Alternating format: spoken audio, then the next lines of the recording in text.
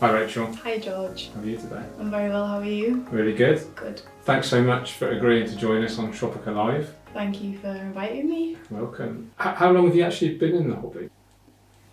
So it all started just before lockdown, Yeah. but kind of a lockdown scaper. Okay. And it was one of them things that I'd stumbled into. I'd not really heard the term aquascaping before. I think I'd heard it once and somebody described it to me as underwater gardening. Yeah. I never really thought too much of it, but I keep reptiles and frogs and things like that, so I was researching one day on YouTube how to create a particular type of habitat, and it was one of your videos on the recommended that popped up.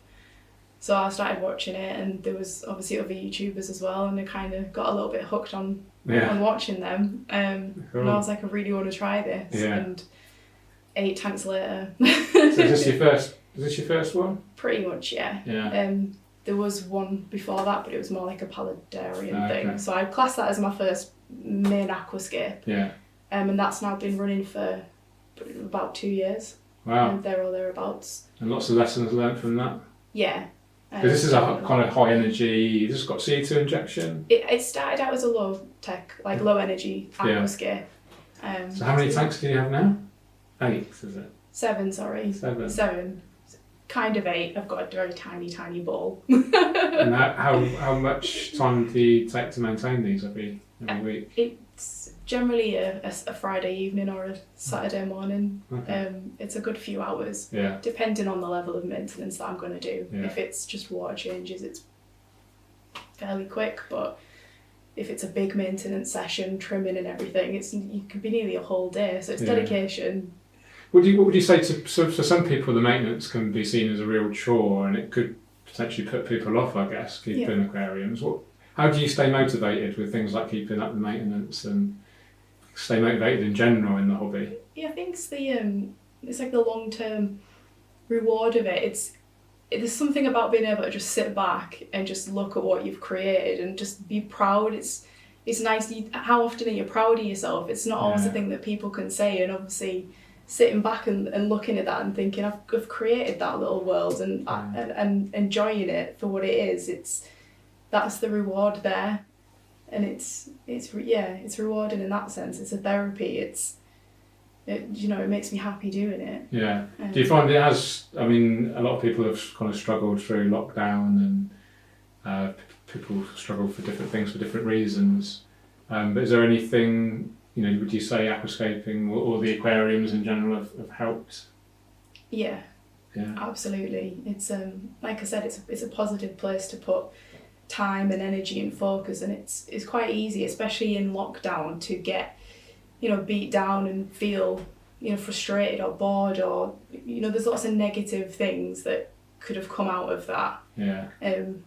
So for me, this was a really positive thing, and it was I keep saying like a therapy, but it is. Yeah. It's really good for your mind, and even just there's scientific proof that watching fish in an aquarium is a calming thing. So you keep a lot of betters and shrimps, I've noticed. Any particular reason for those? I just think betters are just the beautiful fish, and they've got such a character as well. Okay. I've got 4, and every single one of them's different. Yeah.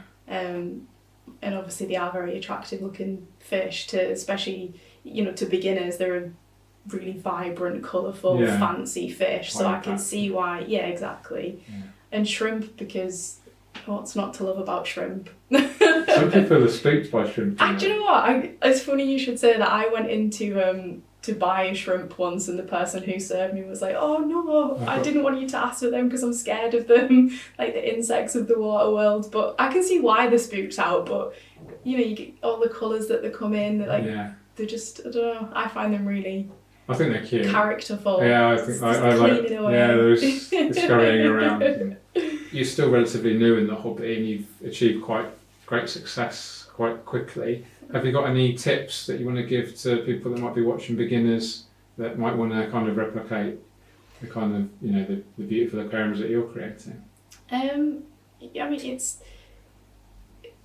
it's patience. It is. I get people do ask me, like, you know, how do you keep a low tech tank or low energy tank looking the way it does, and things generally take longer in those kinds of setups. Every change takes longer to kind of come into fruition, and it is just a patience thing, and it's how much do you want to put into it.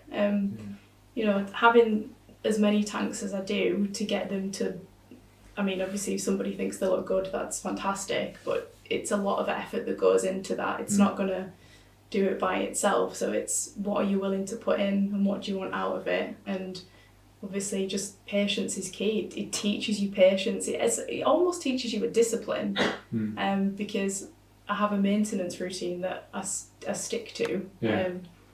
You know, I don't stick to diets and things like that in life, but for whatever it is, fish keeping and planted tanks, I stick to it. And I think there's a lot to be said for self-discipline. You can apply that to your aquarium keeping. Yeah, definitely. Having a routine, and absolutely, patience is key, I think, especially with low tech. So thanks so much, Rachel. Thank you. I look forward to seeing you in Denmark. Yeah.